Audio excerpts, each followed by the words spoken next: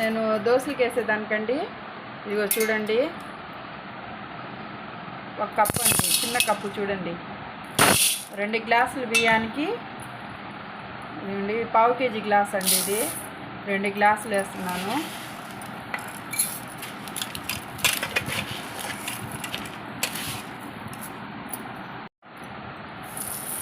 ఇవ్వండి చూడండి ఎలా ఉంది గ్లాసు. పావు కేజీ గ్లాస్ అండి అది. అలా 2 గ్లాసులు వేసుకోవాలి. 1 కప్పు వేసుకోవాలండి అది మినప్పప్పు. లేకపోతే మరీ తక్కువగా ఉంటే దోశ టేస్ట్ ఉండదు, గట్టిగా ఉంటానండి. ఇలా వేసుకున్నాం అనుకో మెత్తగా ఉంటానండి. ఇంకా వాటర్ పోసేసుకొని నానబెట్టేసుకోండి. ఒక 2-3 గంటలు నానబెట్టేసి పిండి ఆడించుకొని ఇది మనం మిక్సీలో వేసేసుకున్నా కూడా పర్వాలేదండి. మిక్సీలో వేసుకుంటే ఇంకా టేస్ట్ బాగుంటుందండి. మనం బయట ఆడించేదానికన్నా మిక్సీలో వేసుకుంటే టేస్ట్ బాగుంటుంది. ఇదంతా ఒకసారి వాష్ చేసి నానబెట్టేసుకోండి. ఇంకా ఫ్రెండ్స్, బియ్యం మినపప్పు అంతా నానిపోయింది. అంతా నేను వాష్ చేసి పెట్టాను. ఇలాగ అయిన తర్వాత మనం కొంచెం అన్నం, 1 రౌండ్ అన్నం వేస్తే దోశ అనేది బాగా ఎర్రంగా వస్తుంది. టేస్ట్ కూడా చాలా బాగుంటుందండి. ఇప్పుడు మిక్సీలో వేసి గ్రైండ్ చేసేసుకోవాలి. అంతా మిక్సీలో వేసుకున్నాను. ఇప్పుడు నీళ్ళు కూడా దానికి సరిపోయేటట్టు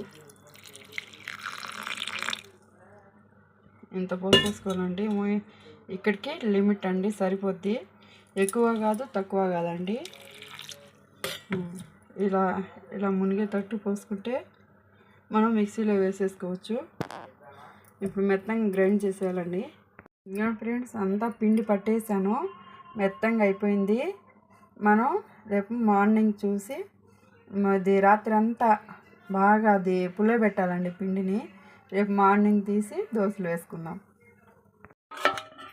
ఇదిగోండి ఫ్రెండ్స్, పిండి బాగా నానిపోయిందండి.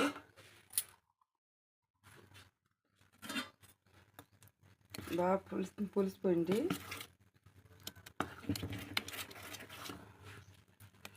మన నాస్టిక్ తవా మీద అయితే ఇలాగే ఇలాగా పిండి ఇంత చిక్కగా ఉన్నప్పుడే వేసుకోవచ్చండి.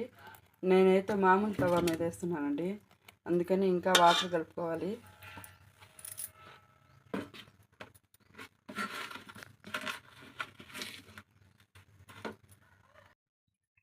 దాంట్లో 1 స్పూన్ ఉప్పు వేసుకోండి, కొంచెం వేసుకోండి. 1 పావు స్పూన్ సోడా ఉప్పు వేసుకోండి. కొంచెం వాటర్ పోసుకోవాలండి. ఇది నార్మల్ తవా కాబట్టి వాటర్ ఎక్కువ ఉండాలండి నార్మల్ తవా మీదకి. మామూలు నాస్టిక్ తవా మీదకి అయితే తక్కువే ఉంటే చాలండి, అంత అవసరం లేదు. ఇంత పలసగా రావాలంటే నార్మల్ తవా అయితే, లేకపోతే దోశ అనేది గట్టిగా వస్తుందండి.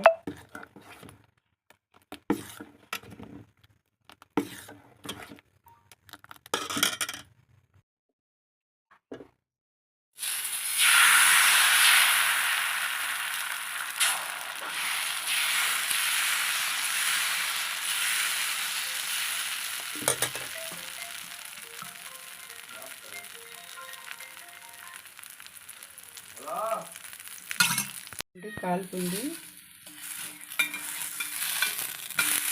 చూడండి, అంత పర్ఫెక్ట్గా ఎర్రంగా బాగా వచ్చింది. మీకు కూడా మా వీడియో నచ్చినట్లయితే లైక్ చేయండి, షేర్ చేయండి, సబ్స్క్రైబ్ చేయండి. Thank you friends.